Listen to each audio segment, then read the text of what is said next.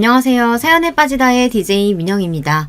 오늘도 두 가지 사연 준비되어 있으니 끝까지 재밌게 들어주시고요. 구독과 좋아요 버튼도 눌러주세요. 그럼 오늘의 사연 함께 시작해 볼게요. 안녕하세요. 항상 사연에 빠지다를 통해 다른 분들의 사연을 즐겨 들으며 세상을 살아가는 재미를 느끼는 구독자입니다. 저 역시 이런저런 일을 겪으며 살아보니 한 번쯤 제 얘기도 해보고 싶어 사연을 보내봅니다. 저는 올해로 결혼 10년 차를 맞이한 주부입니다. 아들, 딸 두 아이 키우며 늘 빠듯한 가계부를 메우느라 고군분투 중인 평범한 가정주부죠. 저희 남편은 조금 소심하긴 하지만 저와 저희 아이들에게 늘 최선을 다하는 성실하고 가정적인 남자입니다. 사실 저도 좀 조용하고 소심한 편이라서 큰 사건 없이 서로 부딪히지 않고 맞춰가며 살아주는 남편과는 제법 합이 잘 맞는 부부라고 생각이 듭니다. 저희 부부 성격이 이래서 저희 아이들도 또래보다 얌전한 편이라 특별한 일이 없는 한 조금 심심하긴 하지만 평온하게 살고 있어요. 아이고, 어떻게 낳아도 저들하고 똑같은 것들을 낳아놨는지. 난 너희 집만 오면 이게 애 키우는 집인지 절간인지 싶다. 이런 저희 식구들을 보시면 늘 저희 시어머니께서 농담처럼 하시는 말씀입니다. 시어머니께서는 남편과 성격이 정반대시거든요. 얼마나 부침성이 좋으신지 처음 보는 사람과도 금세 수십 년 지기 친구인 것처럼 깔깔대고 웃으며 이야기하시는 걸 볼 때마다 낯가림이 심한 저로서는 얼마나 신기한지 몰라요. 남편은 삼형제 중 막내입니다. 시어머니께서는 일찍 시집와 아이 셋을 낳고는 남편을 여인 후 백반집을 하시며 세 아들들을 혼자 힘으로 키워내셨습니다. 형제 셋이 모두 연년생이니 비록 일찍 떠나시긴 했지만 돌아가신 시아버님과는 금슬이 꽤 좋으셨던 모양입니다. 몇 년 같이 살지 못하고 떠나버린 남편의 빈자리까지 혼자 채워내시느라 모진 고생을 하면서 시아버지께 조금은 원망스러운 생각이 들지도 않으실까 싶었지만 가볍게 스쳐 지나가는 말로도 단 한 번도 시아버님에 대해 안 좋은 말을 하신 적이 없습니다. 네 남편도 또 너희 시아버지 닮았어. 그 양반도 누구한테 싫은 소리 한마디를 못했거든. 남편의 다른 두 형님분들, 그러니까 제 아주버님들은 성격이 꼭 어머님을 빼닮았어요. 사람 좋아하시고 사람들이랑 노는 건 더 좋아하시고 그러다 보니 사람들과 어울리는 것보단 저랑 아이들과 있는 걸 더 좋아하는 저희 남편은 늘 아주머님들의 밥입니다. 아주 조카들이랑 재수씨가 좋아 죽지? 집에만 붙어있는 남편 요새 여자들 안 좋아해. 남자가 나와서 사람들하고 좀 섞일 줄도 알고 술도 좀 마실 줄 알고 그래야지. 재미없는 놈. 시간 나면 애들하고도 좀 놀아주지. 틈만 나면 밖으로 도는 걸 자랑이라고. 도련님처럼 애들도 좀 봐주고 집에 진득하니 좀 붙어있으면 좀 좋아? 사실 아주머님들이 제 남편을 귀찮게 구는 건 동서들의 바가지도 한몫하는 건 아닐까 싶기도 합니다. 어머니도 우리도 다 활발한데 저놈만 저렇게 소심한 건 저놈이 별종이라 그런 거다. 이런 아주버님의 말에 등짝을 한 대 날리면서도 시어머님께선 쑥기 없는 막내를 내심 걱정하시곤 하셨습니다. 혼자 식당 장사하시며 온갖 진상들과 대거리하길 마다하지 않으신 어머님 입장에서야 저희가 늘 물가에 내놓은 어린애처럼 보이는 모양이셨습니다. 알게 모르게 항상 저희한테 마음을 더 써주셔서 저도 어머님께는 항상 애틋한 마음이 들고는 해요. 작년에 비가 오나 눈이 오나 수십 년간 굳건히 자리를 지켜오던 식당을 정리하신 후에 노래교실에 보내드린 것도 이제는 고생 그만하시고 좋아하는 사람들 실컷 만나시며 즐겁게 사셨으면 하는 바람에서였어요. 노래야 집에서 불러도 될 걸 못하러 돈까지 내가며 그런 데 가나 했는데 가서 친구도 사귀고 다 같이 배우니까 너무 재밌어. 요새 아침에도 벌떡벌떡 일어나진다니까. 나 생각해주는 건 역시 너밖에 없다. 그간 본인의 인생을 전부 쏟아부었다 해도 과언이 아니었던 식당 일을 접으시고 혹여나 우울해하진 않으실까 걱정했던 마음이 다 날아갈 정도로 기분 좋은 칭찬이었습니다. 퇴직 후에 갈피를 잡지 못하시고 무기력증이나 우울감에 빠져 지내시는 분들이 많다는 이야기를 듣고 혹시나 싶은 마음에 염려했거든요. 늘 이놈의 식당 일만 죽어라 하고 지겨워 죽겠다고 욕을 달고 사셨지만 어머님의 식당에 대한 자부심은 대단했습니다. 그도 그럴 것이 남편 없이 세 아들을 번듯하게 장성하게 해준 삶의 터전이었으니까요. 어머님의 식당은 일이 고되긴 했지만 제법 장사가 잘 되는 편이었습니다. 어머니께서 손맛이 아주 좋으시거든요. 수십 년 동안 어머니의 음식 맛을 보러 오던 단골 손님들도 꽤 많았습니다. 젊을 적부터 오시던 손님이 아버지가 할아버지가 되어 자식과 손자들을 데리고 오시는 경우도 심심치 않게 볼 수 있었어요. 거기에 최근 몇 년간은 SNS상에서 백반 맛집 열풍이 불면서 입소문을 타 식당 분위기에 어울리지 않게 어린 손님들도 제법 찾아오곤 했어요. 장사가 잘 되는 거야 좋은 일이지만 그 연세에 사람도 몇 안 쓰시면서 일하시는 게 늘 마음에 걸렸습니다. 이제 자식들도 다 키우셨겠다. 좀 편하게 사셨으면 하는 마음에 식당을 정리하시는 게 어떠실까 여러 차례 권해봤지만 그럴 때마다 어머님께서는 늘 손사래를 치셨습니다. 내가 못 움직이면 또 모를까. 내 힘으로 먹고 살 수 있을 때까진 이 식당 관둘 일 없다. 사람이 일을 해야 덜 늙는 거야. 나 아직 쓸만하다. 호기스럽게 외치는 말씀에도 걱정스러운 마음을 떨치기 어려웠지만 어머님께 식당이 어떤 의미인지 너무나 잘 알고 있었기에 단호하게 그만두시라 할 수도 없는 일이었어요. 그러다 결국은 사단이 나고 말았죠. 갑작스레 병원 응급실에서 걸려온 전화에 남편과 저는 혼비박산하여 열일 제쳐두고 병원으로 뛰어 들어갔습니다. 부엌 물가에 미끄리 뛰셔서는 그대로 고꾸라져서 일어나질 못하셔서 무릎뼈에 금이 갔다고 하더라고요. 식당에 인기 고정 반찬인 깍두기를 담는 날이라 고무 대야를 나르다 순간 무릎에 힘이 훅 빠져 이사달이 났다는 겁니다. 그렇게 수십 년간 몸을 혹사했는데 당해낼 재간이 있나요? 무릎에 살짝 금간게 달하며 병원비 많이 나온다고 몸을 일으키려는 어머님께 남편이 드물게 소리를 버럭 질렀습니다. 그동안 그렇게 말씀드렸는데 이제 그게 되고도 식당 하실 생각이 드세요? 병원 온 김에 싹 다 검사할 테니까 그렇게 아세요. 답지 않게 거세게 나오는 남편의 기세에 당황한 어머님께서는 결국 입원해서 얌전히 종합검진을 받으셔야 했습니다. 이번 사고로 다친 무릎은 당연하고 허리 디스크도 상당히 진행되어 있던 상황이었습니다. 사실 몸이 멀쩡하면 그게 더 이상을 노리시겠죠.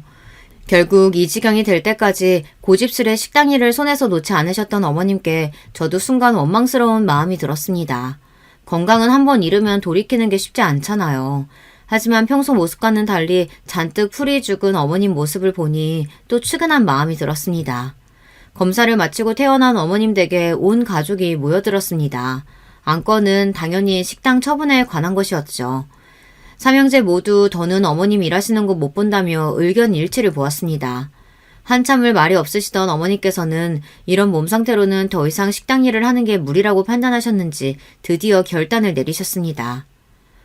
그래, 애초에 내가 너희들한테 짐이 되지 않으려고 아등바등 식당 일을 끌어안고 살았는데 그러다 내 몸 버리면 그게 더 자식들한테 짐이 되는 거겠지. 알았다. 식당은 이만 정리하마.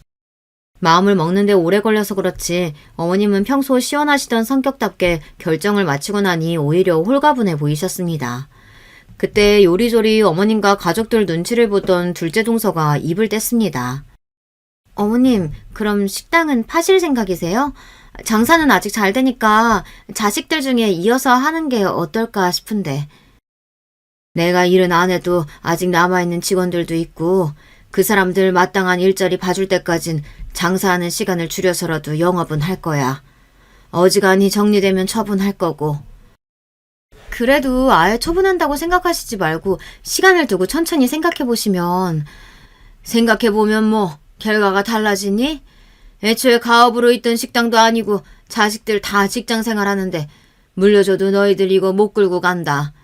너희 먹을 밥도 사다 먹는 애들이 이제 와서 식당 물려받겠다고 배우는 것도 갈 길이 까마득하고 내 식당이니 접는 것도 내 손으로 깔끔하게 하련다. 어머님은 단호하셨습니다. 동서들의 표정이 떨떠름하긴 했지만 저 역시 어머님의 생각에 동의했기에 말없이 고개만 끄덕끄덕 흔들었습니다. 애초에 저희가 동의를 하든 말든 그 식당은 온전한 어머님 것인데 어머님 뜻대로 결정하는 것이 맞는 일이기도 했고요. 그렇게 수십 년 어머님의 인생이 고스란히 녹아든 식당은 정리하는 것으로 결론을 보았습니다.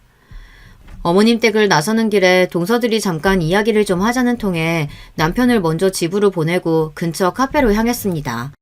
자리에 앉기 무섭게 동서들이 기다렸다는 듯이 불만을 토로하더군요. 아니 아무리 본인 식당이라지만 나중에 자식들한테 돌아갈 거 그렇게 칼같이 자르실 거 있어? 그러니까 말이에요. 형님, 어차피 직원들이 일자리 구할 때까지는 처분 안 하신다면서 그동안에라도 생각 좀 해볼 수도 있는 거지. 자식들 민망하게 그렇게 단칼에 쳐내시는 건 좀. 어머님 앞에서는 우물우물 제대로 꺼내지도 못하는 얘기를 열을 올려가며 토해내는 동서들을 보며 좀 의아해졌습니다. 그동안 어머님께 이제 일 그만하시고 편하게 좀 쉬시라는 얘기는 자식들 누구는 똑같이 해왔는데 막상 정말로 가게를 접을 때가 되자 생각했던 것과 다른 말씀을 하시는 형님들을 보니 내가 잘못 받아들이고 있었던 건가 싶었거든요. 그런데 둘째 형님은 직장 다니시고 큰형님도 이번에 준서 특목고 보내야 한다고 딱 붙어서 케어해야 한다고 하지 않으셨어요? 아주버님들도 딱히 회사 그만두고 식당 이어받으실 생각은 없으신 것 같고 식당을 물려주시더라도 어떻게 운영하시려고요? 순간 분위기가 찬물을 끼얹은 것처럼 싸해졌습니다. 이상하게 동서들과 이야기를 하다 보면 종종 이렇게 분위기가 싸해질 때가 있더라고요. 내가 나도 모르는 새 또 뭘 잘못 얘기했나 싶어 슬쩍 눈치를 보았습니다. 꼭 식당 일을 우리가 하라는 법 있어? 요새 사람 쓰면 안 되는 일이 어딨다고. 적당한 사람 뽑았으면서 얼마든지 꾸려나갈 수 있는 거 아니야. 그래 동서. 그건 형님 말이 맞다. 어머님처럼 꼭 자기 손으로 해야 한다고 고집을 피우니 몸 상하고 일이 고된 거지. 요즘 같은 세상에 사람 잘 부리는 것도 능력이다. 이야기를 듣다 보니 더 이해가 가질 않았습니다. 사람을 잘 부리는 게 능력이라는 말이 꼭 틀린 말은 아니라고 생각하긴 하지만 그러면 관리자로서 좋은 직원을 뽑고 적재적소에 활용할 수 있을 만큼 그 분야에 능통해야 하는 게 맞는 거 아닌가요? 제가 알기론 형님 두 분 모두 식당과 관련된 일은 평생 해본 적도 없고 어머님 말 맞다나 저도 그렇고 형님들도 그렇고 요식업을 할 만큼 요리에 재주가 있는 편도 아니었습니다. 요즘 창업하다가 금방 망하는 식당이 얼마나 많은데요. 저희 중에 식당 경험이 있는 사람이 있는 것도 아니고 그렇게 했다간 금방 망할 것 같은데요. 또 세상 모르는 소리 한다. 그거야 창업한다고 맨 땅에 헤딩하는 사람들한테나 해당되는 얘기지. 지금 어머니 가게 단골이 몇인데 그 정도로 몇십 년 동안 만든 단골들이 얼마나 중요한 줄 알아? 아, 그게 다 돈인데. 지금까지 쌓아올린 게 있는데 아까워서 그래. 그 정도로 입소문 타려면 요즘 홍보비니 광고비니 돈이 얼마나 들어가는데 그 기반 다 마련해놓고 어머님 한 분 안 계시다고 접기엔 손해가 이만저만이 아닐 거라고. 그치만 결국 그 단골분들 다 어머님 손맛 때문에 오시는 분들이잖아요. 현실적으로 저희가 어머님 하시는 것만큼 음식 맛을 낼 수 있는 것도 아닌데 다른 분을 구한다고 해도 어머님만큼 하실 수 있는지도 알 수 없는 거고 무엇보다 당사자인 어머님께서 정리를 하고 싶어 하시는데 어머님 말씀에 따르는 게 맞는 것 같아요. 예, 눈치 없는 저도 알 수 있을 정도로 분위기가 안 좋아지는 게 느껴졌습니다. 그렇지만 어머님께서 그럴 의사도 없으신데 저희들끼리 뒤에서 사람을 써서 장사를 한 해 만에 하는 것 자체가 이치에 맞지 않는다는 생각이 들었습니다. 그리고 결국은 어머님 뜻대로 될 텐데 평소 어머님 식당에 크게 애정이 있어 보이지도 않았던 동서들이 왜 저렇게 갑자기 식당 일에 열을 올리게 되었을까 싶었죠. 결국 그날의 이야기는 그렇게 어정쩡하게 마무리가 되었습니다. 카페를 나서는 길에 앞서 나가시던 첫째 동서가 저를 돌아보시며 한마디 하셨어요. 가만 보면 동서는 안 그런 것 같으면서 은근히 할 말 다 하더라. 아, 예. 제가 말주변은 없어도 해야 할 때에 해야 할 말은 꼭 해야 하지 않을까 싶어서요. 어이없어하는 첫째 동서의 표정을 보니 머쓱해졌지만 어쩌겠나요. 말주변이 없더라도 꼭 필요한 말을 안 하고 살면 저도 제 주변 사람들도 결국 손해를 보게 될 텐데요. 또 미운 털이 박히겠네 씁쓸한 기분을 느끼며 집으로 돌아갔습니다. 어머님은 본인이 내뱉은 말은 무슨 일이 있어도 반드시 지키는 분이셨어요. 저희들과 단단히 약속한 대로 물리적인 일은 하지 않으셨지만 식당 직원들의 새 일자리를 연계해주는 일부터 시작해 식당을 정리하는 모든 전반의 일이 어머님 손을 거치지 않은 것이 없었습니다. 한번 마음먹으면 물소처럼 달려나가는 추진력의 소유자답게 식당은 당초 예상한 기간보다도 짧은 시간에 정리되었습니다. 식당 일을 완전히 정리한 어머님은 시원섭섭해 보이셨어요. 당신의 평생을 쏟아부은 곳이니 얼마나 많은 생각이 드셨을지는 말하지 않으셔도 알 것 같았습니다. 그러나 이내 씩씩하게 기운을 차리신 어머님은 제가 앞서 말씀드렸던 노래교실 이외에도 꽃꽂이며 시낭송 동호회며 그간 누리지 못한 문화생활을 마음껏 누리시며 활기차게 의욕적인 생활을 이어나가셨습니다. 저는 그런 어머님의 그 어느 때보다 밝은 모습을 보며 한시름 놓게 되었지만 동서들의 생각은 또 다른 모양이었습니다. 저번에 식당을 처분하는 일로 갈등이라고 하기에도 민망한 의견 차이를 겪은 후로 형님 두 분이 제가 모르는 이야기를 따로 하시는 일이 잦아진 것 같았습니다. 올 초 어머님 생신을 기념하기 위해 대가족이 북적북적하게 어머님 댁으로 모여들었어요. 간만에 빠진 식구 하나 없이 모두 참석한 자리에 어머님 표정도 흡족해 보이셨어요. 사실 저희가 바쁜 것도 바쁜 거지만 식당을 정리한 이래 식당을 하실 때만큼이나 활기차게 지내시는 어머님이 시간 내기가 더 어려우셨죠. 식사를 마치고 아이들은 간만에 만난 사촌들끼리 투닥투닥 장난을 치며 마당으로 나가 저희들끼리 어울려 놀기 시작했어요. 하하, 우리 엄마 새끼들 다 모였다고 좋으신가 보네. 사람 좋은 웃음을 터뜨리는 큰 아주버님의 옆구리를 큰 동서가 쿡 찔렀습니다. 동서의 눈치를 살피던 아주버님이 자세를 고쳐 앉고 말씀을 꺼내셨죠. 어머님, 뭐냐 안 하던 어머니 소리를 하고. 다름이 아니라 드릴 말씀이 있어서요. 뭔데 이렇게 분위기를 잡는데? 그래, 어디 한번 해봐라. 어머니 건강하실 때 유산 정리를 좀 해두면 어떨까 싶어서요. 순간 분위기가 순식간에 굳어졌습니다. 어머님이 눈을 가늘게 뜨고 큰 아주버님을 바라보셨어요. 다른 뜻이 있어서가 아니고 작년에 식당 정리하면서 우리끼리 든 생각인데 갑자기 큰일 닥쳤을 때 우왕좌왕할 게 아니라 정리할 게 있으면 미리미리 해두는 게 좋을 것 같아서요. 생각지도 못하게 유산에 대한 주제가 등장하자 조금 당혹스러운 기분이 들었습니다. 사실 가볍게 접근하기엔 어려운 문제이기도 하잖아요. 생신이라고 모인 건데 혹시나 어머님 심기가 상하신 건 아닌가 싶어 슬쩍 어머님을 쳐다보았습니다. 어머님께서는 어디 더 들어보자는 표정으로 팔짱을 끼고 고개를 까딱하셨습니다. 반응이 그리 나쁘지 않다고 생각했는지 큰 아주버님께서 말을 이어나갔습니다. 우리야 그럴 일은 없겠지만 부모님 유산 때문에 싸우고 갈라지는 형제 사이가 얼마나 많아요. 부모님도 당신 재산 때문에 그렇게 자식들 사이가 엉망진창 되면 또 얼마나 가슴이 아프실 거고.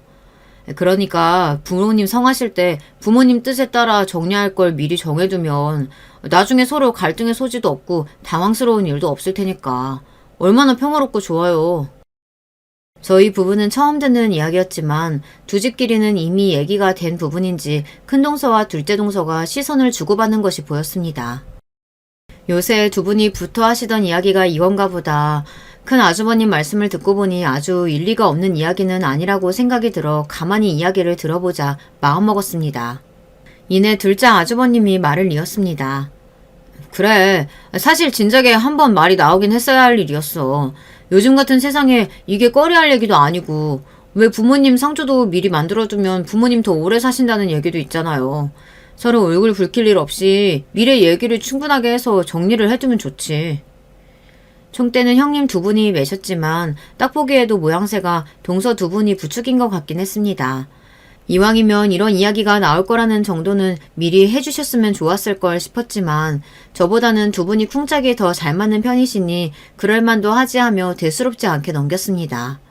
가만히 아주버님들이 하시는 말씀을 듣기만 하던 어머님께서 이윽고 입을 여셨습니다. 그래, 뭐 못할 얘기도 아니지. 니들 입장에서 궁금하기도 할 거야. 근데 말이다. 니들 너무 당연하게 재산 물려받을 거라고 생각하는 거 아니냐? 순간 두 동서 내외가 동시에 멈칫했습니다. 이때까지 이야기가 오갈 동안 입도 뻥끗하지 않던 첫째 동서가 벼랑 건 목소리를 높였습니다. 어머니! 저도 모르게 튀어나간 말이었는지 순간 흠칫한 동서가 다시 큰 아주버님 뒤쪽으로 들어갔습니다. 어머님께서 저리 말씀하시리라고는 생각하지도 못했는지 당황한 마음에 나온 행동인 모양이었어요. 왜? 서운하냐? 어머님은 저희 형제들 한 명 한 명의 얼굴을 찬찬히 들여다보더니 말을 이으셨습니다. 그래, 그래도 내가 그동안 고생에 일군 보람이 있는지 식당 일 정리하고도 남는 게 제법 된다. 견물생심이라고 모르면 몰라도 어미가 돈 좀 쥐고 있다는 걸 아는데 탐이 날 수도 있는 거겠지. 근데 내가 일전에 말하지 않았냐? 너 이 새 피덩이 데리고 맨손으로 일궈 니들 먹이고 입히고 대학까지 다 보냈다. 니들 장가 갈 때도 내가 박하게 굴지는 않았던 걸로 기억하는데. 네, 저희 시집 올 때 저희 신혼집은 거의 어머님이 해주셨다고 해도 틀린 말이 아닙니다.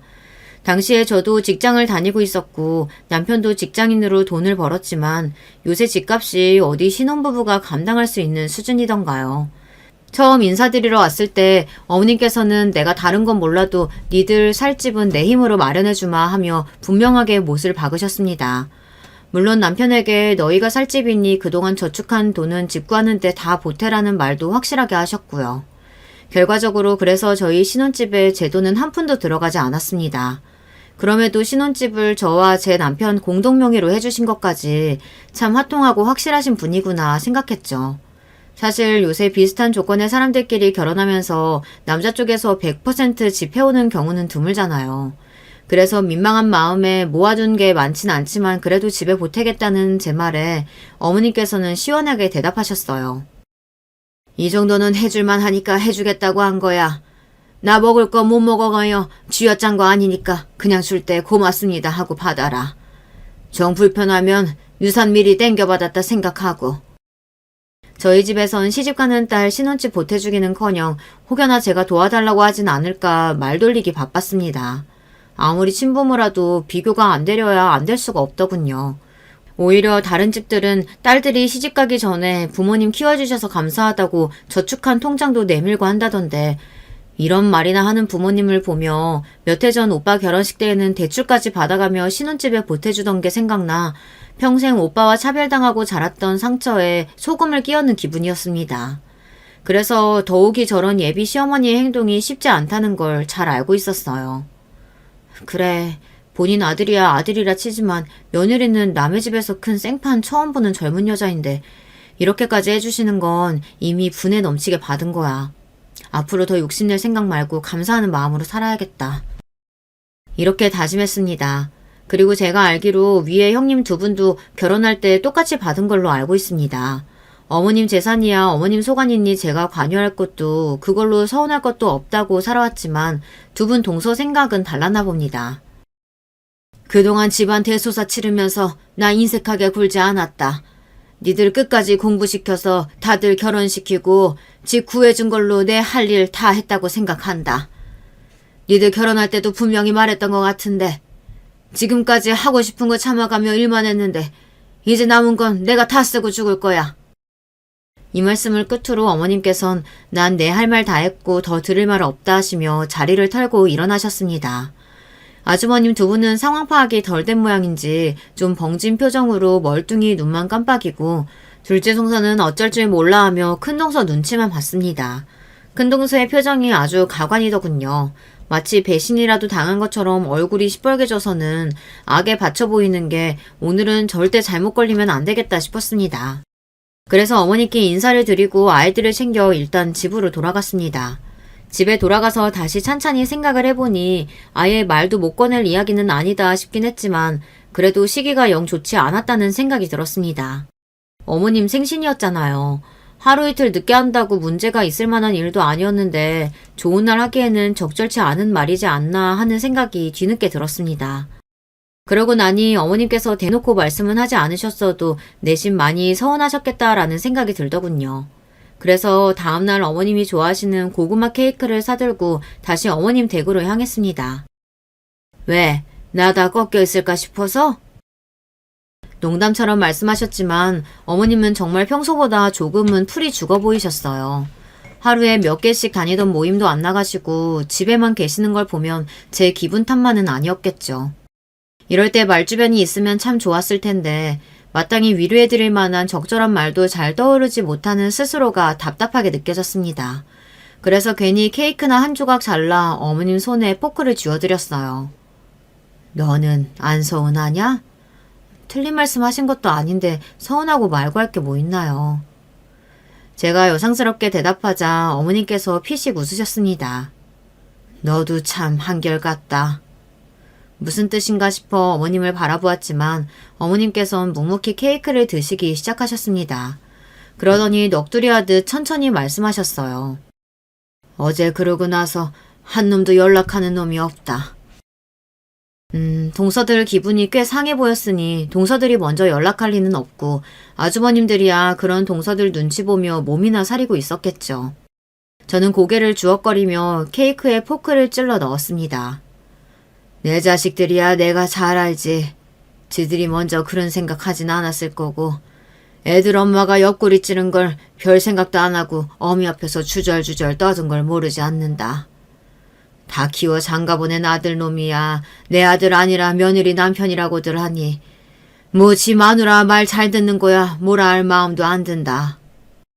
말씀은 그렇게 하셔도 서운한 마음까지 완전히 감추지는 못하시는 것 같았습니다. 니들 내외도 그 자리에서 처음 들은 얘기지? 네, 그럴 줄 알았다. 또 저들끼리 작당을 한 거겠지.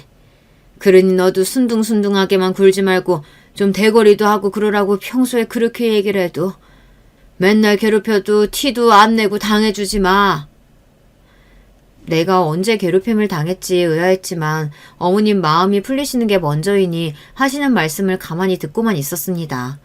그래도 이런저런 얘기를 털어내고 나니 기분이 한결 나아지셨는지 이내 평소에 밝은 표정을 되찾으신 어머니께서 간만에 실력 발휘를 해보겠다며 팔을 걷어붙이신 통에 저녁까지 잔뜩 얻어먹고 부른 배를 쥐고 집으로 돌아왔습니다. 그리고 2주나 지났을까요? 삼형제 내외에게 급작스럽게 어머님의 호출이 떨어졌습니다. 어머님 생신 때 있었던 소동 아닌 소동 후에 가족이 다 모이는 건 처음인지라 무슨 일인가 싶었어요. 하지만 아무 말 말고 일단 오라는 어머님 말씀에 남편과 어머님 댁으로 향했습니다. 굳은 표정으로 저희를 맞이하시는 어머님을 보고 무슨 일이 생긴 건지 불안했지만 다들 모이면 이야기하자고 단호히 말씀하시는 어머님께 더 묻지 못하고 형님 내외를 기다렸습니다. 째깍째깍 초침 넘어가는 소리만 들리는 거실에서 시계만 초조하게 바라보며 1시간은 기다렸을까. 첫째와 둘째 형님 내외가 동시에 도착했습니다. 아무래도 서로 연락을 해서 온 모양이었어요. 생신 이후 형님들 내외와 어머님은 처음 뵙는 거니 어색한 기류가 흘렀지만 다들 이내 자리를 잡고 어머님의 입이 열리기만을 기다렸습니다.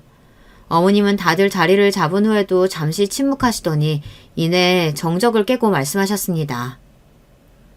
내가 암이란다. 이게 무슨 소리지? 순간 돌맞은 기분이었습니다.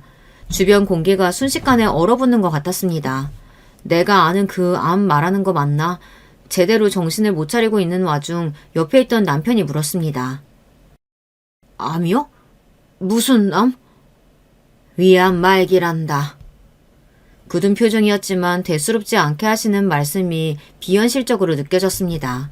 저는 이윽고 정신을 차리고 더듬거리며 물었습니다. 아니요, 어머님 갑자기 무슨... 얼마 전에 배웠을 때만 해도 그런 말씀은 없으셨잖아요. 작년에 종합검진 했을 때도 말짱했는데 갑자기 암이라니 이게 무슨... 최근에 속쓰림이 심해져서 병원 갔는데 큰 병원 가야 한다고 하더라고. 나도 그저 위험이겠거니 했지. 정밀검사 했고 암이 맞단다. 멍하니 대화를 듣기만 하던 아주머님들의 표정이 일그러졌습니다.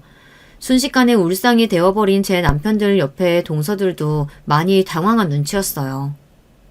엄마 치료는? 치료는 할 수 있다지? 수술해야 한대?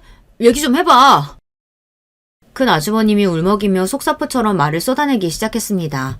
그런 큰 아주머님을 담담히 바라보던 어머님은 침착하게 할 말을 이어가셨습니다. 더 할 수 있는 게 없단다. 그 말에 아들 삼형제의 고개가 푹 수그러들었습니다. 남편의 어깨가 들썩이는 걸 보며 저도 눈물이 눈앞을 흐리기 시작했습니다. 꽉 쥔 남편의 주먹을 감싸잡으며 저는 말했습니다. 어머님, 저랑 병원 다시 가세요. 왜 진작 말씀을 안 하시고 같이 갔으면 좋았잖아요. 저랑 다시 다른 병원 가서 다시 검사 받아요. 그러고 다시 얘기해요, 우리. 그럴 거 없어. 병원 한 군데만 간 거 아니야. 나도 혹시나 싶어 한 군데 더 가봤는데 똑같은 소리만 더 들었다. 어머니, 그래도 저랑 한 번 더. 그 소리 또 듣기 내가 너무 괴롭다. 할 수 있는 거 안 해본 거 아니야. 해줄 수 있는 것도 없다는데 자꾸 병원에서 남은 시간 쓰기 싫어. 단호하게 거절하시는 어머님을 보며 마음이 너무 아팠어요. 혼자서 암이라는 말을 2번이나 들으셨을 어머님 모습을 상상하니 가슴이 미어졌습니다. 이미 어머님 혼자 마음 정리를 끝내신 것 같아 가장 힘드셨을 순간에 힘이 되어드리지 못한 것이 죄스러웠습니다. 오늘 너희들 부른 건 이미 할 수 있는 게 없다는 걸 알았는데 병원에서 죽고 싶지 않다는 걸 확실하게 얘기하기 위해서다.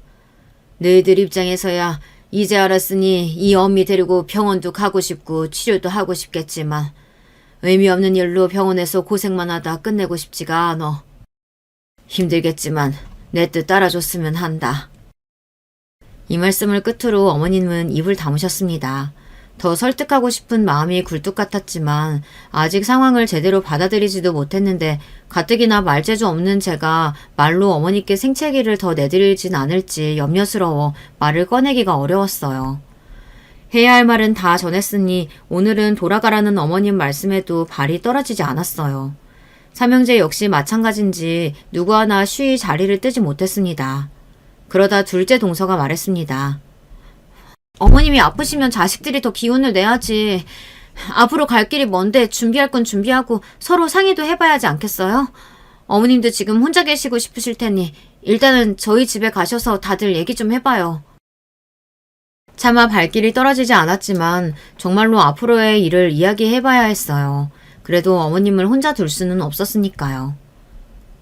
여보, 오늘은 당신 여기서 자. 형님들하고 얘기는 내가 하고 알려줄게. 어머님 혼자 두지 말고 당신 여기 있어. 고마워.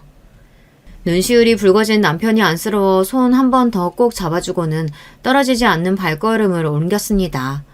둘째 형님 댁으로 가는 차 안에서도 누구 하나 쉽게 입을 떼지 못했습니다. 댁에 도착해서도 다들 둘째 동서가 건네준 음료자만 만지작거리며 침묵의 시간이 길어졌습니다. 먼저 말을 꺼낸 건 큰 동서였어요. 어머님 어떻게 모시면 좋겠어요? 그게 무슨 소리야? 말기 암이면 전문적으로 케어해주는 사람이 있어야 한다는 뜻이야. 앞으로 어떻게 모셔야 할지 당연히 얘기를 해봐야지. 어머니 암이란 소리 들은 지 얼마나 됐다고 꼭 그렇게 냉정하게 이야기해야겠어? 먼저 병원부터 모셔가고 결정해도 늦지 않잖아. 큰 아주버님의 목소리가 격앙되었습니다. 그런 아주버님의 말을 칼같이 자르며 큰 동서가 날카롭게 말했어요. 당신 정신 차려. 집안에 암 환자 하나 있으면 온 가족이 매달려야 돼. 우리 수영이 곧 특목고 대비반 들어가는데 그 어린 게 여태 그거 하나 때문에 잠도 줄여가며 그렇게 고생하며 공부했는데 아버지가 돼서 정신 안 차릴 거야? 부모에겐 자식이 최우선이니 머리로는 이해가 갔지만 저 역시도 큰 동서가 야속하게 느껴졌습니다. 그러니 큰 아주버님은 더 말할 것도 없겠죠. 점점 언성이 높아지는 가운데 작은 동서가 둘을 뜯어말리기 시작했습니다. 아주버님 고장하세요. 형님이 흥분하셔서 말씀을 좀 강하게 하셔서 그렇지 사실 어머님께 당장 가장 필요한 얘기잖아요. 조금만 흥분을 가라앉히시고 차분하게 이야기해봐요. 네? 재수에게 부부싸움하는 못난 모습을 보이신 게 못내 부끄러우신지 큰 아주버님이 간신히 화를 가라앉히셨어요. 그러는 내내 둘째 아주버님은 두 손에 잠만 꼭 쥐고 입을 다물고 계셨고요. 말기 암이라도 어머님처럼 연세가 있으신 분들은 젊은 사람들이랑 달라서 앞으로 계획을 길게 봐야 한대요. 어머니께서도 큰 병원에서 효과 없다고 암치료 받고 싶지 않으시다는 거지 요양병원에 가기 싫다는 뜻은 아니셨을 거예요. 요양병원? 지금껏 한마디도 없이 입을 다물고 있던 둘째 아주버님이 눈을 희번득거리며 동서를 노려봤습니다. 그 기세의 순간 둘째 동서가 움찔했지만 이내 말을 계속했어요. 현실적으로 그렇잖아요. 저나 형님이나 직장이며 아이 교육 문제 때문에 집에 모시기가 쉽지 않고 어머님도 전문적인 의료진이 있는 곳에서 케어받으시는 게 돌반적인 상황에 대처하기도 훨씬 낫고. 그래도 요양병원이라니. 어머니 말씀 들은 지 얼마나 됐다고 벌써 요양병원에 모시자는 얘기를. 그럼 당신이 어머니 모시든가. 또다시 순식간에 분위기가 험악해졌습니다. 우리 집에 모셔오면 그게 내가 모시는 거지 당신이 모시는 거야? 아들이라고 말만 번지르르 했지 결국 그 뒷지닥거리는 다 내가 하는 거겠지. 아들도 제대로 안 모시는 어머니 내가 안 모시겠다는 게 못할 소리야? 내가 나쁜 년이냐고, 어? 그만 못해? 애초에 모실 생각도 없었으면서 말이라도 좀 걱정하는 것처럼 할 수는 없겠어? 당신 진짜 이것밖에 안 되는 사람이야? 이것밖에 안 되는 건 당신이지. 당신이 평소에 밖으로 안 나돌았어 봐. 내가 이렇게까지 생각하겠어? 제 자식 챙겨주는 것도 귀찮아하는데 제 엄이라고 제대로 챙기겠냐고. 다급히 뜯어 말리는 둘째 동서를 바라보는 둘째 아주버님의 표정이 참담하게 일그러졌습니다. 상의를 하자는 처음의 의도는 온데간데 없이 사라지고 첫째 동서와 첫째 아주버님의 악다구니만 이어졌습니다. 화제를 돌리려는 모양인지 둘째 동서가 다급히 시선을 제 쪽으로 돌렸습니다. 동서는? 막내 동서는 어떻게 생각해? 그쯤 되자 저도 피로감이 극에 달했습니다. 어머님의 투병 소식에 뒤이어 큰형님 내외의 개싸움까지 다 집어치우고 집으로 돌아가고 싶은 마음뿐이었어요. 하지만 어찌됐든 어머님의 앞으로를 결정하는 자리인데 섣불리 말하고 싶진 않았습니다. 더욱이 함께 의논하고 결정해야 할 남편도 이 자리에 없었고요. 그래서 간신히 생각을 가다듬고 말했습니다. 요양병원 얘기는 이제 처음 나온 거니까요. 일단은 애들 아빠한테 말해서 같이 상의해 볼게요. 상의는 무슨, 여태 말 한마디 없이 앉아있다가. 누가 봐도 명백한 비아냥이었지만 그러든 말든 대꾸하고 싶은 기분도 들지 않았습니다. 어머님 잠자리를 봐드리고 건너방으로 넘어와서는 둘째 형님 댁에서 있었던 일을 나름대로 걸러서 전했습니다. 그럼에도 평소 큰동서가 어떤지 겪은 게 있는 남편은 대화 분위기가 어땠을지 말하지 않아도 짐작하는 것 같았습니다. 가뜩이나 오늘 어머님의 투병 소식으로 상처받았을 남편이 안쓰러워 꼭 안아주며 저도 생각에 잠겼습니다. 사실 어머님이 말기 암이라는 소식에 받은 충격이 너무 커서 동서들의 입에서 요양병원이라는 단어가 나오기 전까지는 전혀 생각을 못하고 있었기에 머릿속이 복잡해졌습니다. 앞으로의 일을 생각하면 어머님께 전문적인 의료진의 도움이 필요하다는 데에는 동의했지만 요양병원에 모시자는 것은 솔직히 걱정스러웠어요. 아무리 병원 시설이 잘 되어 있다고 해도 병원은 병원이니까요. 게다가 하루라도 밖에 나가서 활발하게 움직이지 않으면 좀이 쑤셔 견디지 못하는 어머님 성정에 요양병원 생활을 제대로 버티실 수 있을까 마음이 답답해졌습니다.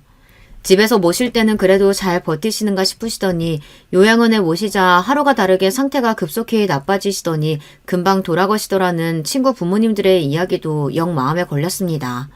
그러다 문득 어머님을 처음 뵌 지 얼마 되지 않았던 결혼을 준비하던 때의 일이 떠올랐습니다. 처음 결혼 준비를 할 때에는 제가 뭐라도 해달라고 할까 싶어 소극적으로 나오던 친정 부모님이 시어머님 될 분께서 신혼집을 해주신다는 말에 얻어먹을 게 있겠다 싶으셨는지 어머님 식당에까지 들락거리기 시작했습니다. 그러면서 모자란 자신의 딸이 어떻게 하면 훌륭하신 분의 아드님에게 시집을 가게 됐는지 감개무량한 마음을 여과없이 드러내셨죠. 그 모자란 딸을 깎아내리는데 한치의 주저함도 없이 말이에요. 친정부모님이 어머님의 식당을 찾아가고 있다는 말을 듣고 얼마나 경악했는지 모릅니다. 동시에 너무 부끄럽고 창피했어요. 그런 짓을 했는데 제가 사랑받지 못하고 자란 딸이라는 건 너무 티가 났겠죠. 어머님께 죄송해서 어쩔 줄 몰라 하면서도 비참함에 눈물이 났습니다. 아무리 부모 자식간이라도 남의 마음이 내 맘처럼 되겠니? 살아보니 부모라고 다 같은 부모 아니고 자식이라고 다 같은 자식도 아니더라. 네가 모자라서 널 덜 예뻐하신 게 아니니까 이제 사돈어들이랑 사부인한테 상처받지 마라. 우리가 남으로 만났어도 정붙이고 살다 보면 또 서로 의지가 되지 않겠니? 앞으로 내가 더 귀하고 귀하게 여기며 살 테니까 울지 마라. 제 손을 꼭 붙잡고 다짐하시는 어머님의 말씀을 들으며 얼마나 울었던지요. 제 부모님에게서도 들어본 적 없는 귀하다는 말을 들으며 저는 비로소 마음속으로 제 부모와 손절할 수 있었습니다. 어머님은 저에게는 그저 고부 사이가 아니라 제 친엄마보다도 더 어머니 같은 분이셨어요. 드디어 굳게 마음을 먹고 저는 남편에게 말했습니다.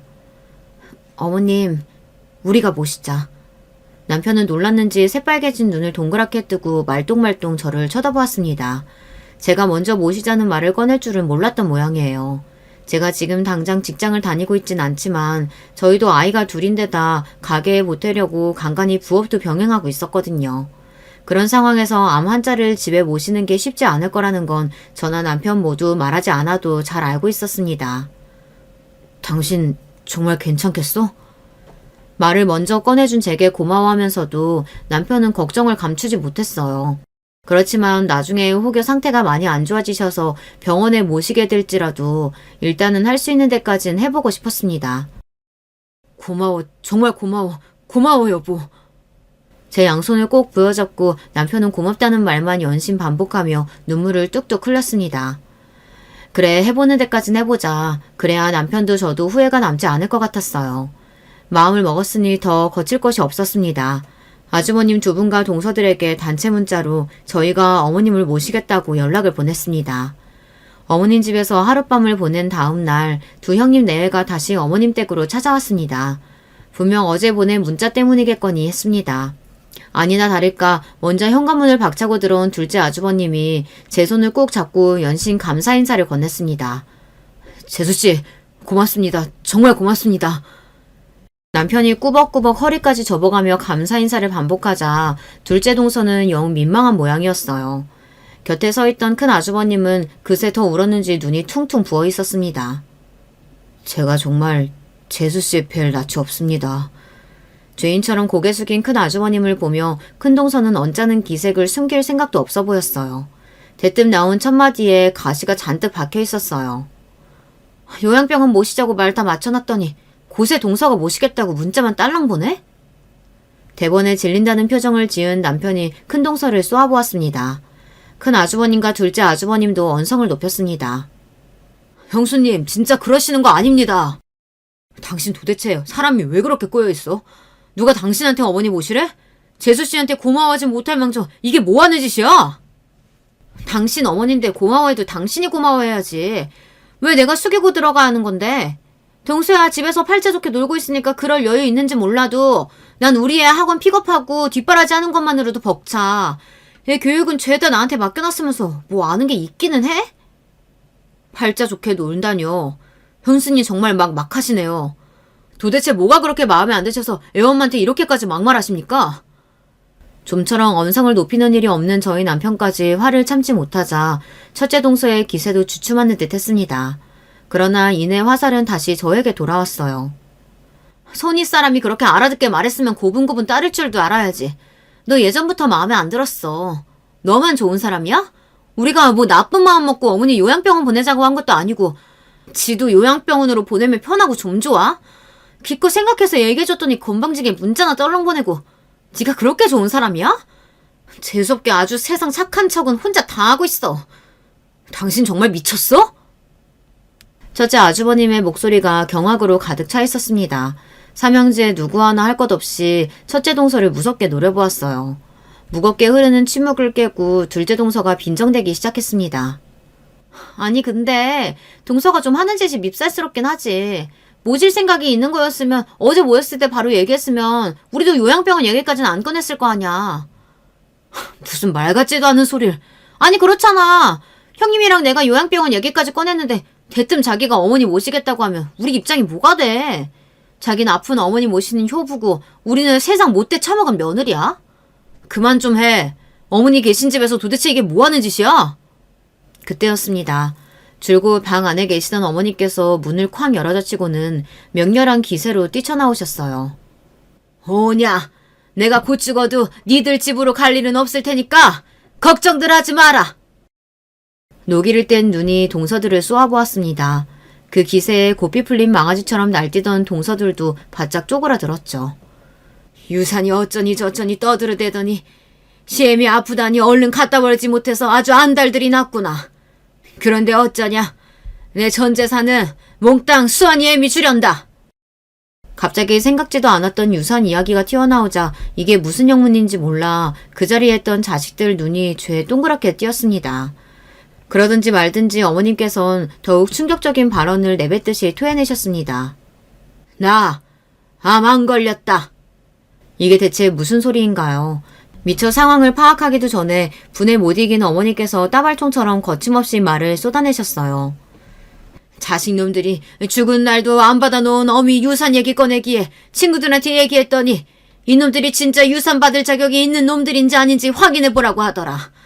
내가 쌍수 들고 환영까지는 바라지도 않았다마는 돈 있을 때는 앞에서 살살거리더니 유산 안 준다고 바로 팽하는 놈들한테까지 내 재산 떼어줄 생각 없다. 벼락 같은 외침에 정신이 쏙 빠지는 것 같았습니다. 이윽고 서서히 정신을 차리면서 가장 먼저 든 생각은 그럼 우리 어머니 암이 아니라는 거야 이거였죠. 다행이라는 생각에 설핏 웃음이 나면서도 어제부터 받은 스트레스에 서운함까지 쌓여 그만 눈물이 펑 쏟아지고 말았습니다. 어머니 아무리 그래도 그렇지 어떻게 그런 걸로 거짓말을 하세요?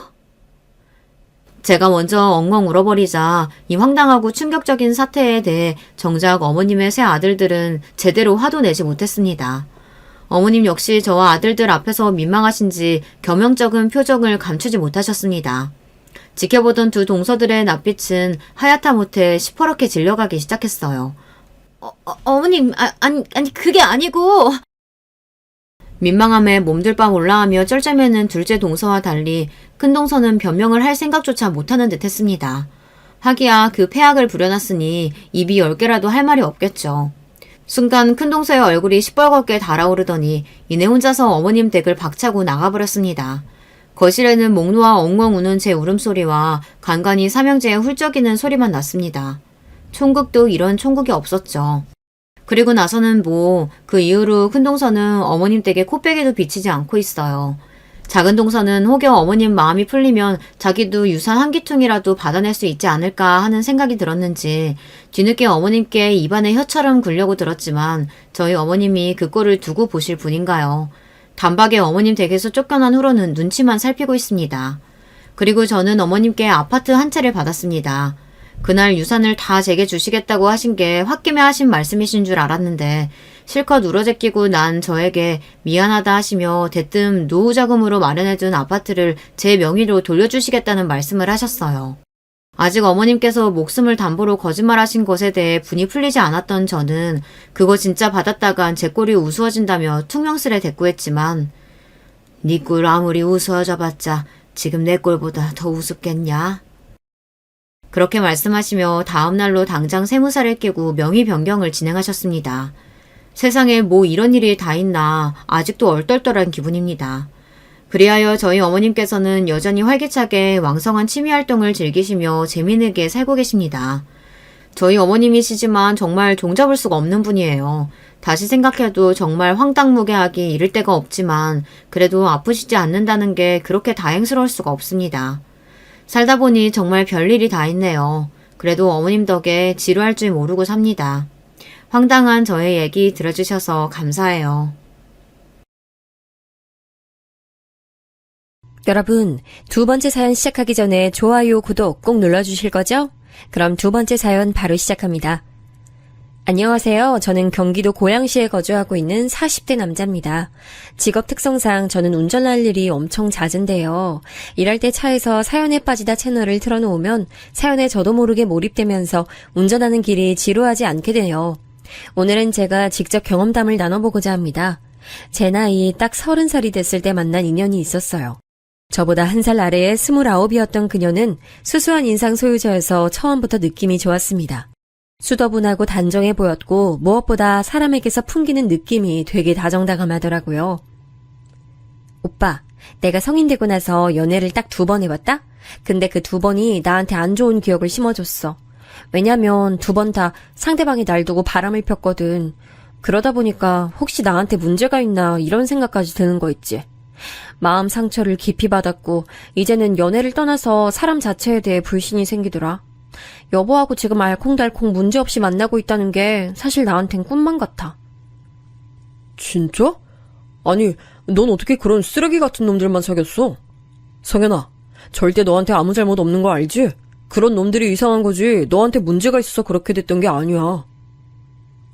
오빠라면 그렇게 말해줄 줄 알았어. 난 오빠 만나기 전까진 순정 다 갖다 바치면 배신으로 보답하는 게 남자라는 족속이라고 여겼거든. 근데 오빠가 내 생각 바꿔준 거야. 나한테 여보는 정말 운명 같아.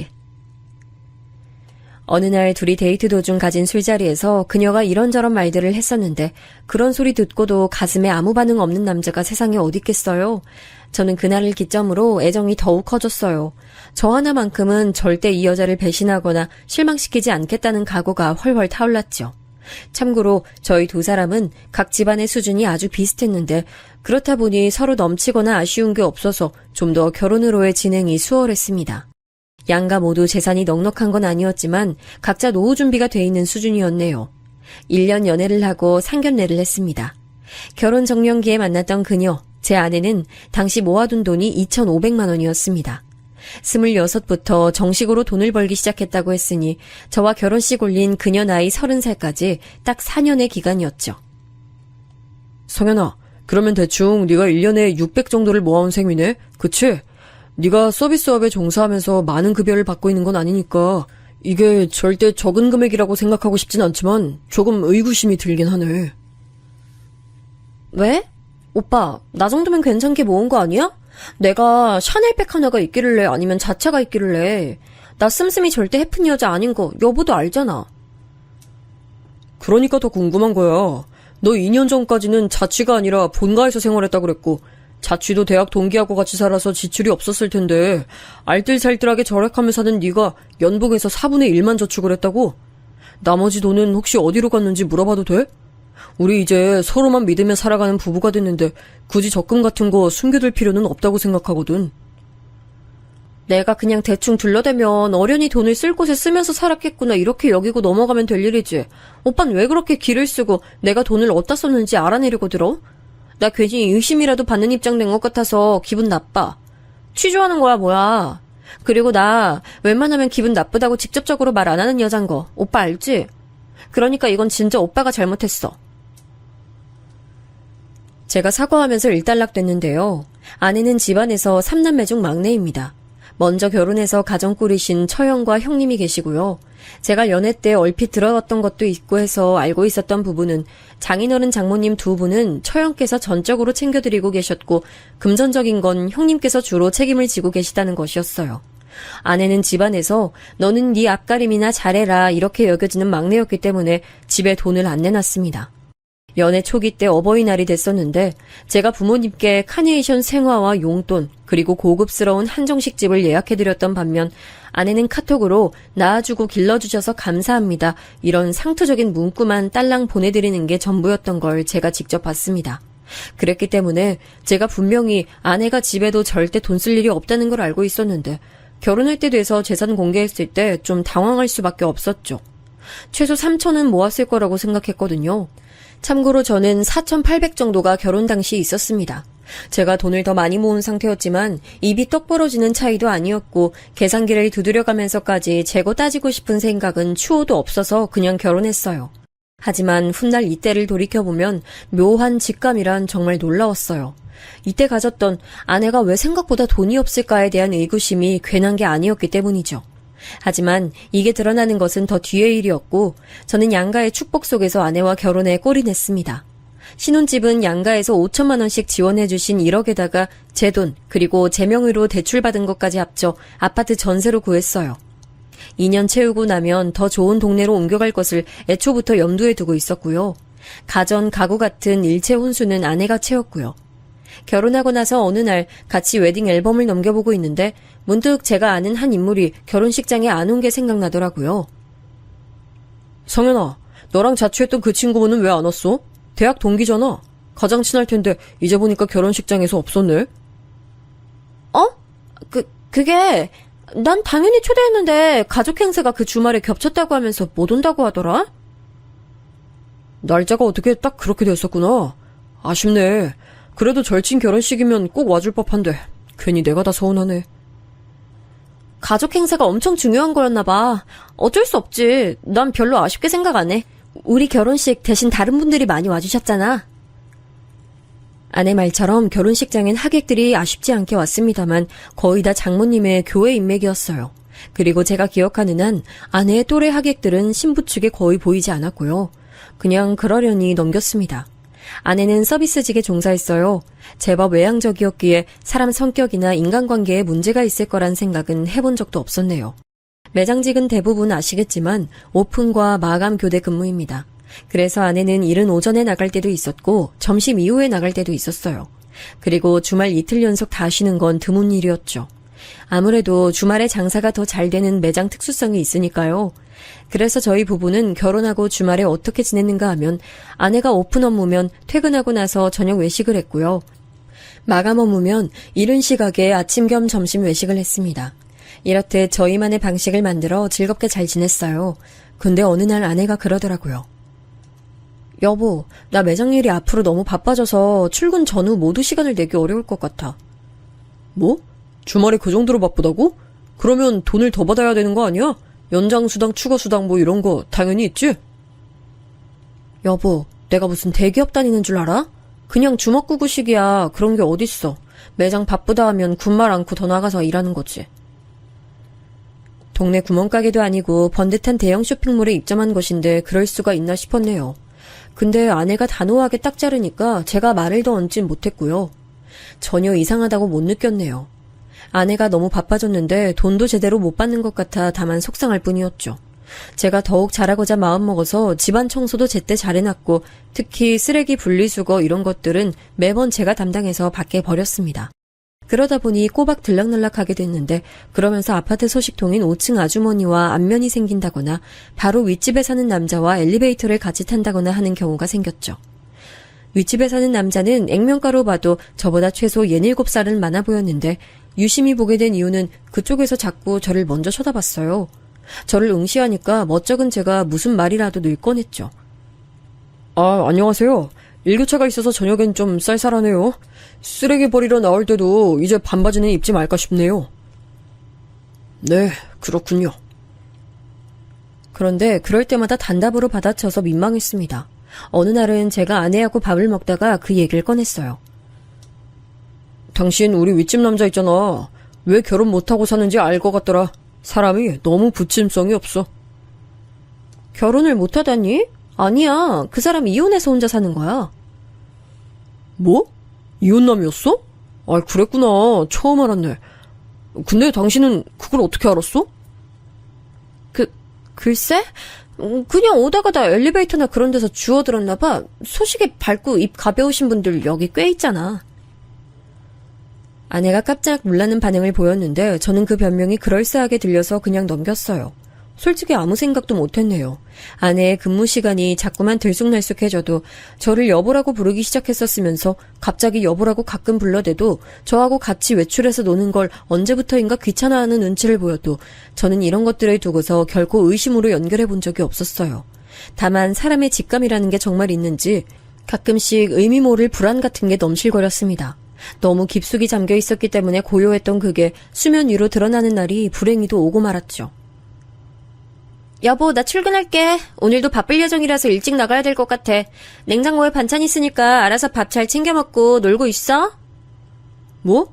벌써 출근해? 밥이야 뭐 내가 알아서 챙겨 먹으면 그만인데 날씨 좋은 일요일 아침을 당신하고 함께 못 즐겨서 그게 아쉽다. 오늘은 꼭 제때 퇴근하고 집에 와. 요즘 날씨 너무 좋으니까 저녁에 산책이라도 같이 나가자. 그래, 알았어. 근데 혹시 늦어질 수도 있으니까 너무 기대하지 마. 주말 아침에 제가 눈을 뜬 지 얼마 되지도 않았는데 아내가 벌써 출근을 하더라고요. 여유롭게 가지 텔레비전 앞에서 라면이라도 끓여 먹으면 좋을 것을 전혀 그런 것도 없이 휙 나가버리는 바쁜 아내를 보며 씁쓸했습니다. 혼자 밥을 차려 먹는 것도 귀찮고 재미가 없어서 냉동실에 얼려놨던 식빵이나 꺼내 데워 먹었죠. 영화 채널에서 틀어주는 영화나 한 편 봐야겠다 싶었을 때 문득 입이 심심해져서 편의점에 갈 생각을 하게 됐어요. 아파트 앞에 있는 편의점에선 아이스크림 행사를 거의 매일 했는데 2개를 사면 1개가 딸려오는 거였습니다. 그래서 그때 지갑을 챙기며 미리 생각했죠. 아이스크림을 제가 좋아하는 맛 1개, 아내가 좋아하는 맛 2개 이렇게 살 계산을 한 거예요. 은근히 그런 사소한 것에서 아내를 챙기는 사람이었던 것 같네요. 한치 앞에 일을 모른 채로 저는 휴대폰과 지갑만 챙겨 나섰습니다. 그런데 현관문을 딱 열자마자 동시에 위층에서도 현관문이 벌컥 열리는 소리가 났어요. 굉장히 공교로운 일치라고 느낀 것도 잠시 엄청 빠른 발소리가 들려왔습니다.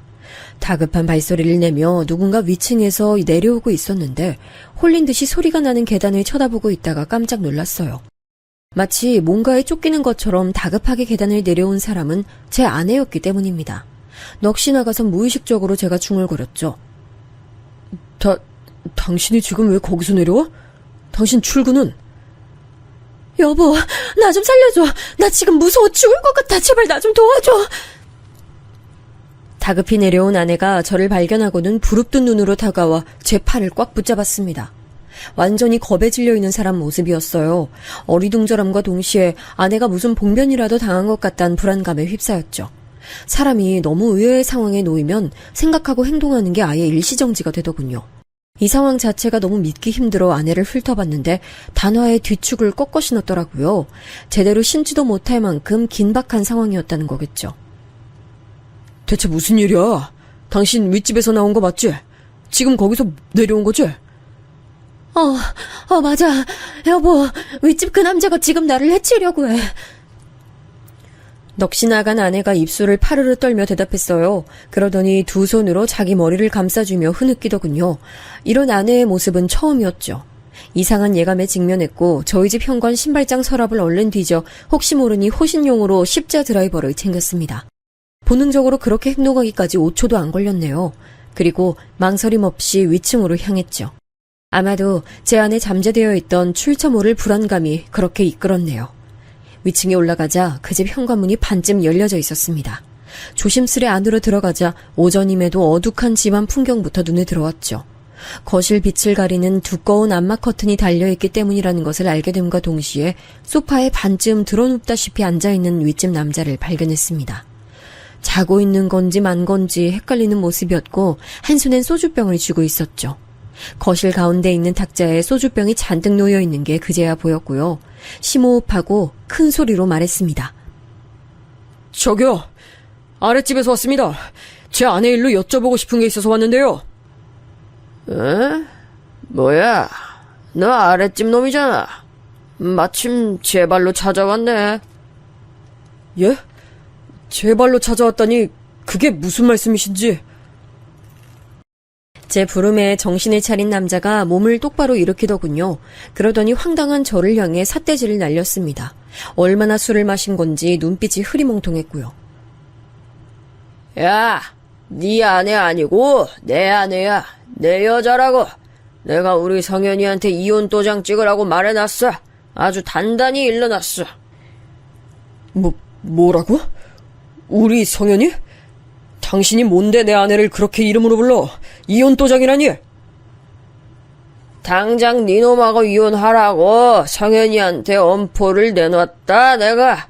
마음씨 착하고 여린 성현이가 차마 네 놈 이혼남으로 만들지 못하겠는지 망설이더라. 그래서 내가 이혼 도장 안 찍으면 그 손가락 잘라다가 직접 지장 찍을 거니까 알아서 하라고 성현이한테 말해놨어. 이제 네 놈 끝났어. 성현이는 나한테 손가락 잘리고 싶지 않으면 네 놈하고 이혼 도장 찍을 거니까. 당초에 뭘 들은 건가 싶어서 두 귀를 의심해야만 했습니다. 분명 윗집에서 나온 게 분명한 아내가 겁에 질려서 제정신이 아니길래 와본 것이건만 이렇게 충격적인 전말을 들을 각오를 다지고 온 건 아니었으니까요. 난 기생오래비 같은 네 놈하고는 배포가 달라. 손가락 하나쯤 없어도 데리고 살아줄 수 있는 진짜 백이 남자가 바로 나거든. 네 놈하고 나는 애초에 비교가 안 되고 게임이 안 되는 거지.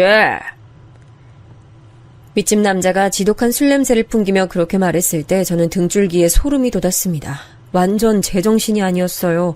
저를 향해 삿대질을 하면서 다가오던 윗집 남자는 다음 순간 자기 발치에 굴러다니던 빈 소주병 하나를 잘못 밟았습니다. 큰 소리와 함께 거실 바닥에 꼬꾸라졌죠. 가뜩이나 인사불성 상태에서 넘어지기까지 한 윗집 남자는 정신 못 차리고 쓰러진 그대로 신음만 냈습니다. 저는 직감적으로 이게 기회라고 판단해 집안을 활보했죠. 심장이 미친 듯이 뛰었지만 머리는 차갑게 식은 것 마냥 이성을 유지하고 있었습니다. 우선 안방문을 열고 들어간 저는 숨이 턱 멎을 뻔했어요. 아내가 즐겨 쓰는 바디로션 그것과 똑같은 게 협탁 위에 있었습니다. 남자는 분명 혼자 살 텐데 침대 위 베개는 2개였죠. 그 다음으로 작은 방에 들어가자 더 경악스러운 풍경이 보였습니다.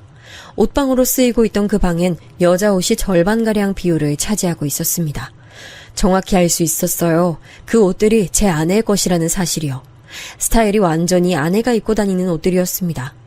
게다가 방구석에 놓여있는 화장대 위에는 액자가 있었는데 가까이 다가가서 그 액자를 집어든 저는 눈을 질끈 감았습니다.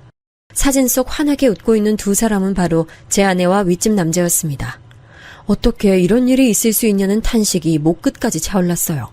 그 울분을 안고 걸음을 옮겨보자 이번엔 부엌의 한쪽 벽면이 아예 사진들로 인테리어가 되어 있었는데 전부 다 제 아내 사진이더군요. 혹은 아내와 윗집 남자가 함께 찍은 사진이었습니다. 혼이 빠진 눈동자로도 저는 그걸 살펴봤어요. 그랬더니 바닷가처럼 멀리 놀러가서 찍은 사진도 보였죠. 기가 막혔습니다. 분노에 찬 제가 거실로 달려가 바닥에 엎어진 그 남자 멱살을 강제로 잡았어요. 이 망할 자식아, 네가 내 아내하고 바람을 피우고 있었어 여태까지? 바로 위아랫집 살면서 이딴 지정을 벌여왔다고? 이 짐승만도 못한 천하의 파렴치한 자식아! 제가 울분에 차서 외쳤지만 이젠 아예 정신을 놓아버려 여기가 어딘지 자기가 누군지조차 모르는 것 같은 윗집 남자에겐 들리지 않는 모양이었죠. 씩씩거리며 윗집 남자 멱살을 놓아준 저는 그 즉시 휴대폰으로 이 모든 증거를 다 찍어놨습니다. 근데 손이 극심하리 많지 덜덜 떨려 주머니에서 휴대폰을 꺼내고 동영상 버튼을 누르는 그 단순한 과정도 애를 먹었죠. 제 평생 그런 건 처음이었네요. 도저히 믿을 수 없는 제 아내의 외도 증거를 직접 증거로 찍어 남기는 동안 울고 싶었습니다. 불과 몇십 분 전까지만 해도 저는 아내와 나눠 먹을 아이스크림을 사놓으려고 외출하던 참이었죠. 그랬다는 게 믿어지지 않더라고요. 오죽하면 저는 제 손으로 직접 제 뺨을 세게 쳐보기까지 했습니다. 더럽게 아프더군요. 그러나 갈기갈기 찢긴 제 가슴보다는 아프지 않았던 것 같네요. 화장실까지 확인하던 저는 무심코 수납장을 열어봤다가 멈칫했습니다. 생리대가 그 안에 들어있었는데 그건 제 아내가 쓰는 제품이었어요. 아내는 늘 동일한 제품만 썼기 때문에 제가 그걸 알고 있었죠.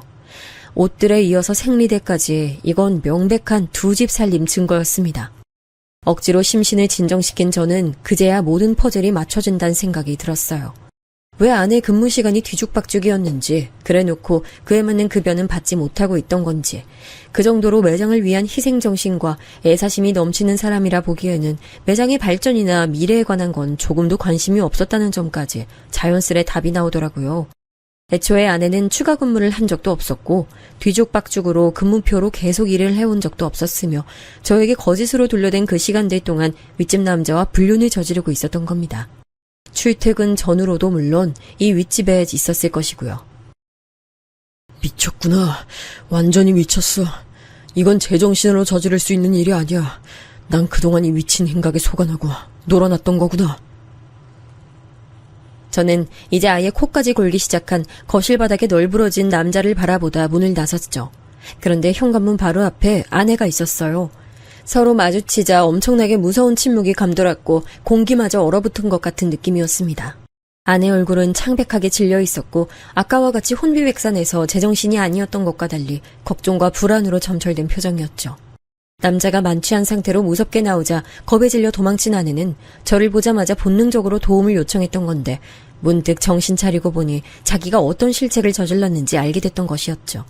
그걸 간파한 제가 피식 웃으며 말했습니다. 여기서 기다린 거야? 왜?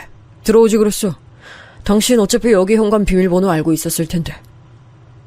여보 잠깐만. 그게 아니라 정말 오해야. 다는 오해라고 말하는 건 뻔뻔해서 차마 못 그러겠지만 일부는 오해야. 일단 나 믿어줘. 바보 같은 나는 지금 와서야 이런 부분을 생각하게 된다. 결혼하고 나서 날 여보라고 불렀던 당신이 언제부턴가 이따금씩 오빠라고 부르면서 당황할 때 있었지. 그때 당신은 오빠라는 호칭이 그립고 더 좋아서라고 했지만 지금 생각해보니까 그게 아니었지. 바람 피우는 놈한텐 오빠라고 부르는 게 입에 붙어서 아예 말실수가 되어버릴까봐 날 다시 오빠라고 종종 부르는 거였어. 그러자 아내는 차마 거짓말은 못하겠는지 고개를 푹 숙이더군요. 저는 그때 다시 실감이 났습니다. 이 기막힌 상황이 현실이라는 것이요.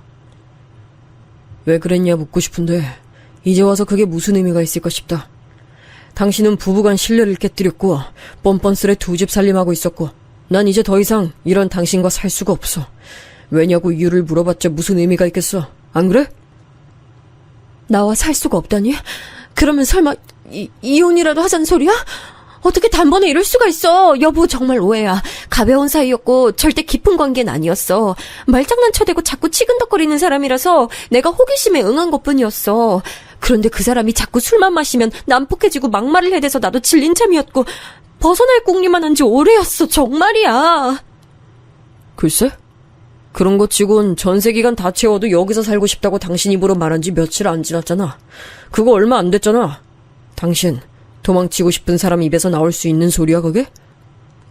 그건 그러니까 여보한테 그 말 한 이후로 내 생각 바뀌었어.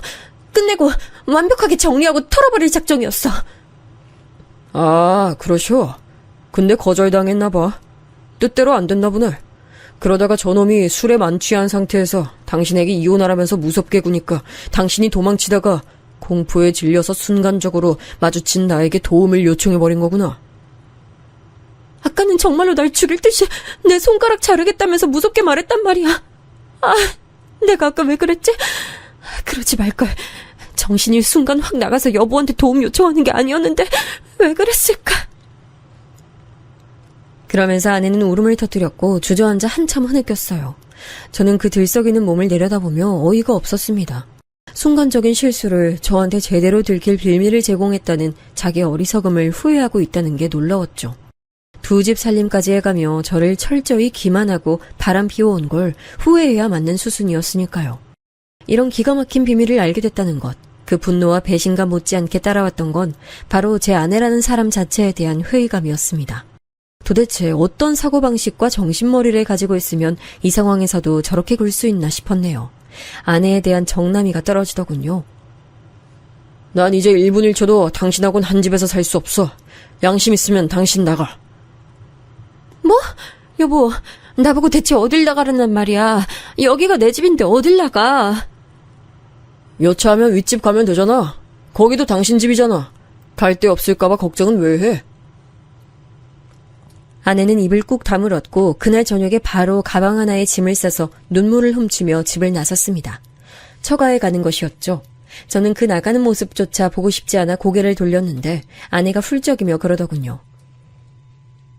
여보 화 풀리고 진정되면 다시 올게. 알았지? 내가 다시 와서 여보한테 제대로 사과할게. 저는 받아줄 생각조차 안 하고 있는데 혼자 꿋꿋하게 그러는 게 정말 대단했습니다. 뻔뻔한 철면피 같았죠. 불과 몇 시간 전까지만 해도 제 사랑하는 아내였습니다만 그 두 집 살림의 증거를 제 눈으로 직접 보고 나서도 그렇게 여길 순 없었네요. 사랑이란 뭐고 신뢰란 뭘까 이런 생각 그날 많이 했습니다. 그런데 늦은 밤중에 윗집 남자가 저를 찾아왔어요.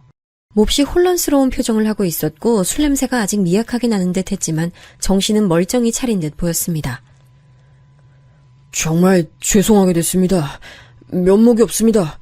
개인적으로 좀 힘든 일이 있어서 술을 너무 많이 마셨더니 제가 완전히 제정신이 아니었습니다. 힘든 일이라고요? 지금의 저보다 힘드실 것 같진 않은데요. 이렇게 대화 나누고 싶지 않으니까 이만 가세요. 전 그쪽하고 앞으로 법적으로만 대화 나누고 싶습니다. 다시 한번 죄송합니다. 저요, 남자 대 남자로서 솔직히 말하는 건데 그 여자한테 진심이었습니다. 애정을 다했어요. 그래서 이혼하기 원했고 기다렸습니다. 하지만 그건 어디까지나 바람이었을 뿐 현실로 이뤄진다면 제가 그 여자와 결혼해서 앞으로를 책임지며 살아간다는 각오까지는 안 돼 있었어요. 그걸 저 자신도 알아서 그 여자가 이혼하길 바라면서도 한편으론 그저 불륜관계인 게 좋기도 했습니다. 이중적인 마음이었죠. 뭡니까 그러면? 오늘은 술김에 객기 부리신 거였어요? 이혼 도장 찍으라면서 손가락 자른다고 그런 발언까지 하셨잖아요. 예, 만취해서 그랬습니다. 속에 들어있던 추악한 면모가 튀어나온 것 같습니다. 정말 죄송합니다. 제 앞에서 남자는 고개를 숙였습니다. 물론 저는 그 순간에도 치가 떨리고 있었죠. 기혼자가 바람을 피우는 건 자기 배운자의 영혼을 죽이는 일과도 같다는 문구를 어느 곳에서 본 적이 있어요. 그게 맞더라고요. 제 모든 게 부정당하고 기만당하고 처절하게 깨부서진 기분이었습니다. 그저 미칠 것 같아서 차마 울음도 편하게 안 나왔죠. 제가 돌려보낸 윗집 남자는 그날 잠을 잘 이뤘는지 모르겠지만 저는 한숨도 못 잤어요. 침대에 누워 딱 천장을 보는데 제 아내가 남자와 함께 미래를 즐겼을 공간이 바로 이 천장 벽 너머에 있다고 생각하니 토악질 나오더군요. 도저히 견딜 수 없었죠. 뜬 눈으로 나를 지새우고 간신히 출근했다가 결국 오전만 근무하고 나왔습니다. 월요일 같은 때에 반차를 허락해주는 분위기가 아닌 직장이었는데 다들 제 몰골 보고선 먼저 들어가서 좀 쉬라고 그러더군요. 근데 오후에 장모님으로부터 연락이 왔어요. 최서방, 우리 딸이 자네를 얼마나 사랑하는데 설마 실수 좀 저지른 것 가지고 이혼까지는 안 하리라 믿네. 그게 실수라고 표현될 수 있는 건가요? 본격적으로 붙어먹었다는 게 너무 뻔한데도요. 우리 딸은 그냥 병인 거야. 예전부터 유부남 건드리고 다니고 그랬던 버릇 아직 못 고친 거야. 내가 보기에 우리 딸이 자네만큼은 정말로 위하고 아끼고 사랑하는 게 맞아. 이건 진짜 자네가 의심해서는 안 돼. 예? 유부남을 건드리고 다녔다는 건 무슨 말씀이시죠? 내가 그런 말을 했나? 아이고, 아무것도 아니야. 늙은이 헛소리